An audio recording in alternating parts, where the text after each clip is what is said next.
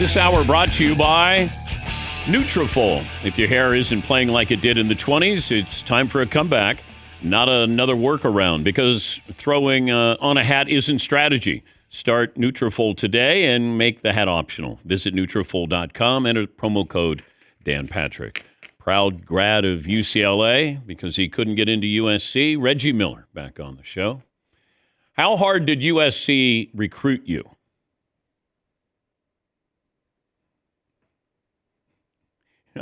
I can't hear. I can't hear you.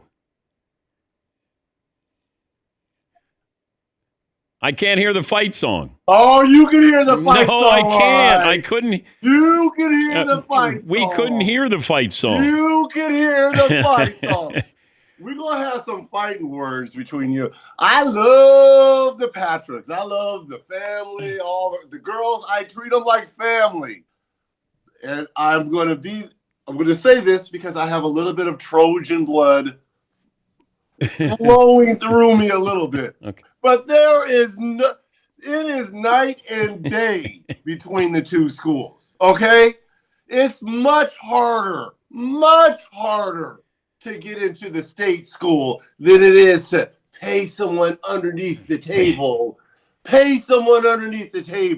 You can pay your way into USC. You're not paying your way into UCLA, my friend. But that's where people wanted to get into USC so badly they were willing to They pay. just wanted to go. They just wanted to go to the party. It's a party school. San Diego State, USC, UC Santa Barbara. Those are party schools. Arizona State, party school. How hard did USC recruit you? Pretty hard. Stan Morrison was the coach, but I knew I was never going to go there. I wanted to go to the school. UCLA had the pedigree.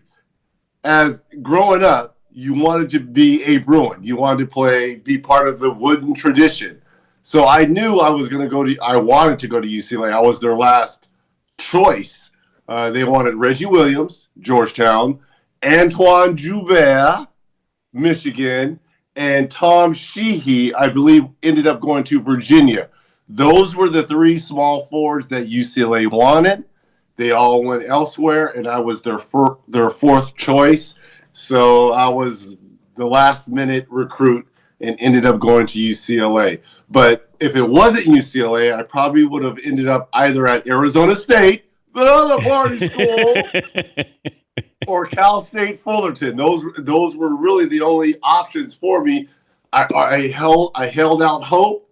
UCLA came, and the rest is history. Wait, Antoine Joubert wasn't a small forward. He was. He was a point guard. 6'4". He was. Wait. Isn't he one of the top assist guys in the history of the Big Ten? I don't think so. Is he? I thought he was a big assist guy. Didn't he look like small, Prince? He was a small forward. Didn't he look like Prince, like his hair? Yes, yeah. He did. Yeah. He did. Yeah. Okay. Antoine Joubert. Joubert. Last night, this was a clue on Jeopardy.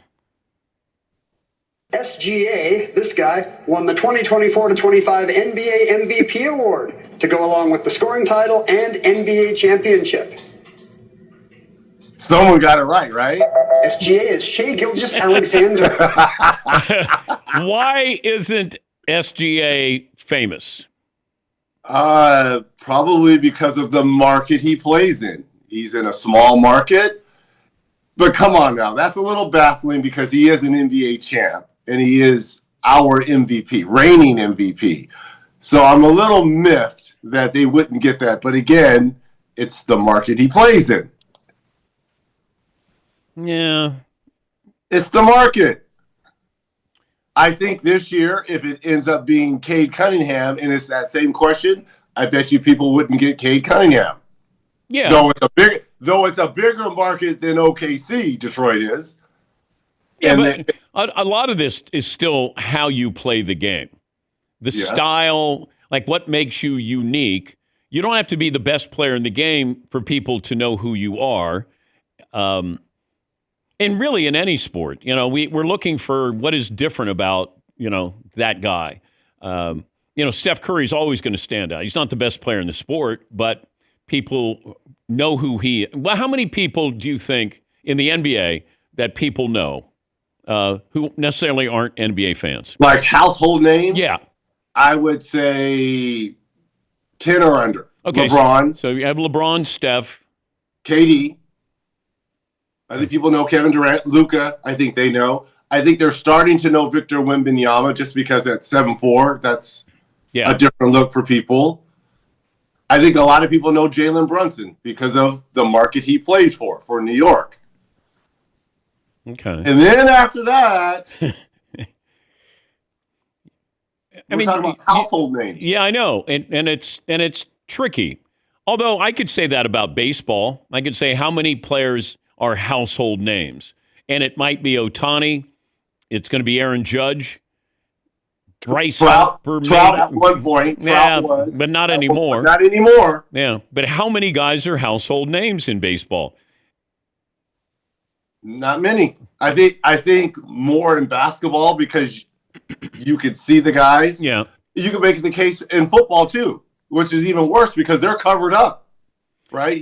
I think we know the handful of quarterbacks, but if a George Pickens or if even Jalen Hurts, if Jalen Hurts walks into a room, will people really know who he is? Not really. Yeah. And he's a Super Bowl MVP. Yeah. What was your favorite part of the All-Star game? I love the competitive drive that the guys brought. When I was up there with the commissioner, when we were giving out the trophy for the Young Guns, I believe it was the Stars that ended up winning it. Chet Holmgren was like, "Did we play hard enough, Reggie? Did we play hard enough?" I was like, "Absolutely, you guys played hard and brought it." And it was surprising that, like, he said that to me.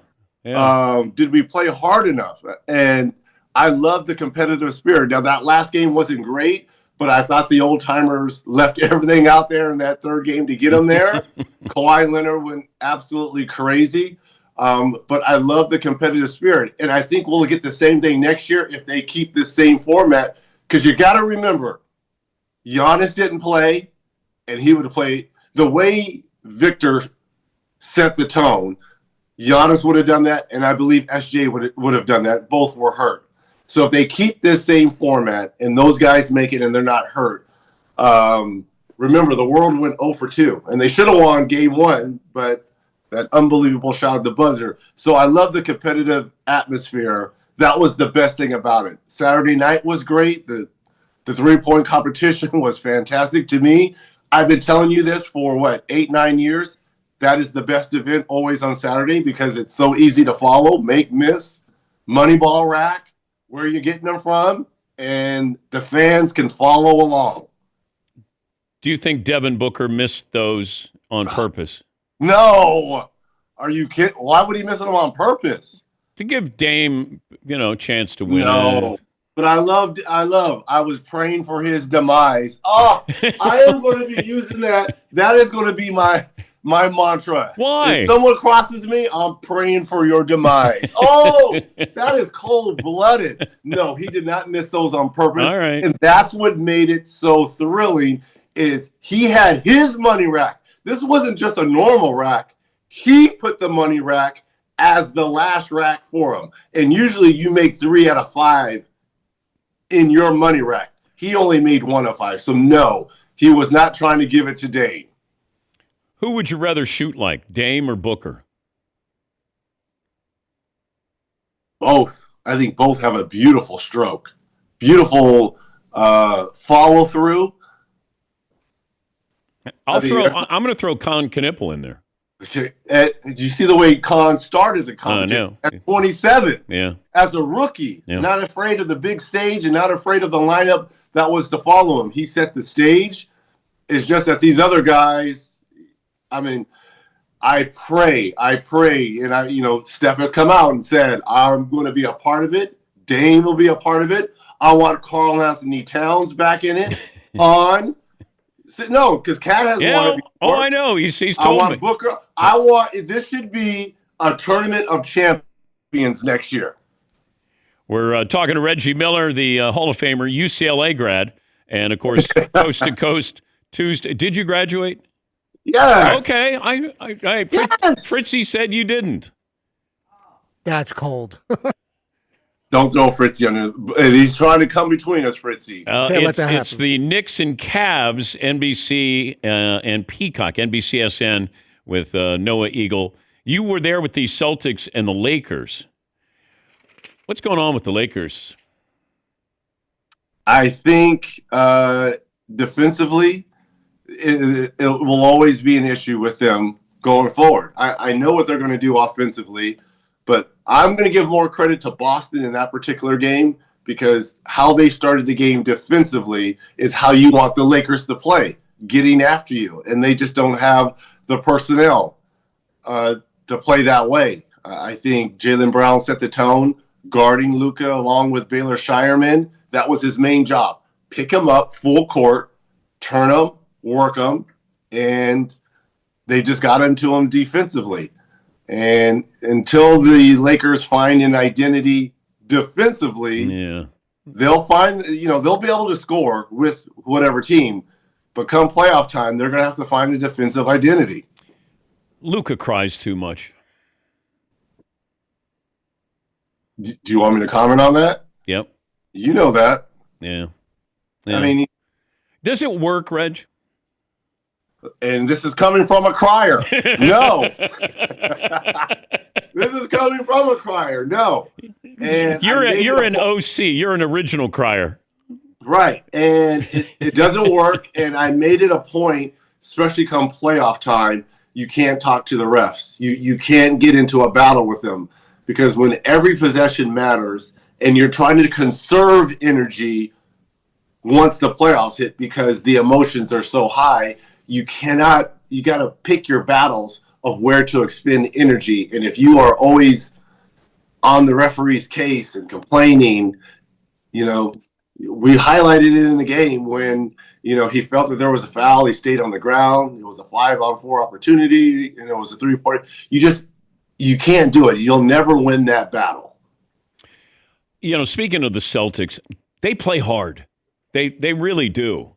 And I think Jaylen Brown deserves a lot more attention than he's getting because he's always been in Tatum's shadow, and Tatum might be coming back here soon. And if they're able to work him in the lineup, a lineup that has really contributed off the bench, Pritchard's been wonderful. Mm-hmm. They're the team to beat in the East, in my opinion, if Tatum's able to come back and be anywhere near what he was.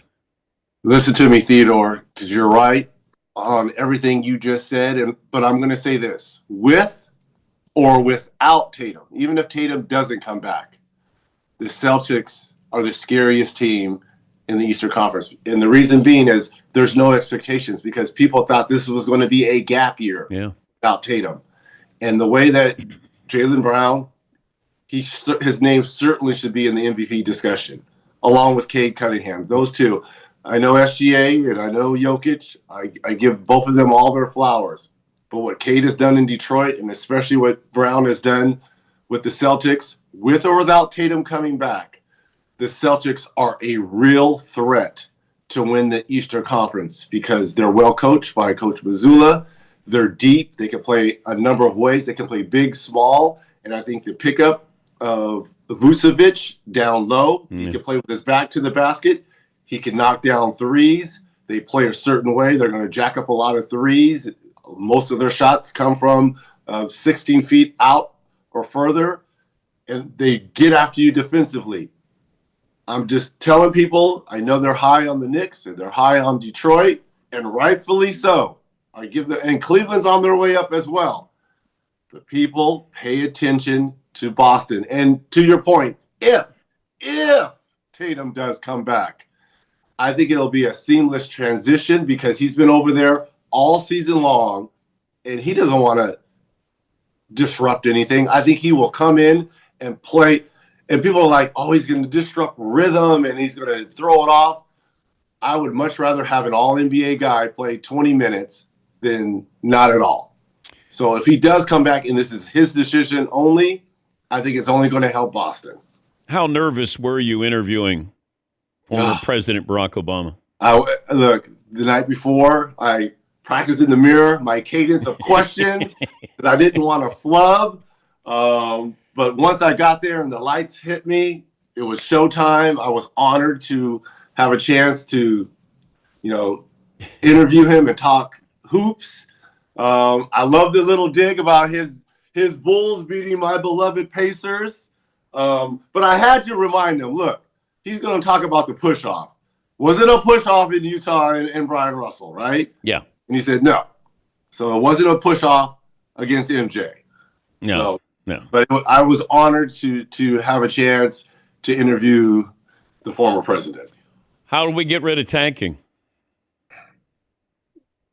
Is there a real solution? I mean, I hear all this, have the worst, 14 teams playing just whatever happened just to pride. And I know this is a generational type draft that we have coming up with anywhere upwards of 10 to 12 players that could change your franchise. I don't have an answer, Theodore, because what some of these teams are doing, it's mind-boggling. But if I look at the Spurs and Pistons 3 years ago, look at where they are now. And OKC tanked as well. They did exactly what these teams are doing. Yes. And it changed so their franchise. It does work. But what if I said everybody's got the same odds in the lottery? That would change things. Then you wouldn't have it. Yeah. You wouldn't have it. I mean, why should a team like I can understand Indiana a little bit because of what happened to Halliburton. It is a gap year for them. And when you lose your best player. But the things I saw, what Utah was doing before Jaren Jackson had his surgery, not playing in fourth quarters, him and Markkanen. I mean, come on, man. Come on. It's bad. It's bad for the game. And the basketball gods never reward you when you mess with them. It just doesn't work out that way. Easier to fix tanking or the dunking contest? The dunking would be easy if we just got named guys to do it. I mean, that's an easy fix. Guys just got to be willing to do it, which they won't. And I hope this happens, and I know we're trying, and when I say we, meaning NBC, we're trying to get a one-on-one competition for All-Star next year. If they won't do the dunk contest because they don't want to mess with their brand, you really think they want to play one-on-one in a packed auditorium with the potential of getting embarrassed one-on-one, nope. But they won't do a dunk contest? Nope. No. I hope it's. What if we brought back horse? I would pay money to watch SGA versus Ant. I would pay money to watch Wemby versus Giannis. I would pay money. No, but we're not getting that. We're not going to get that.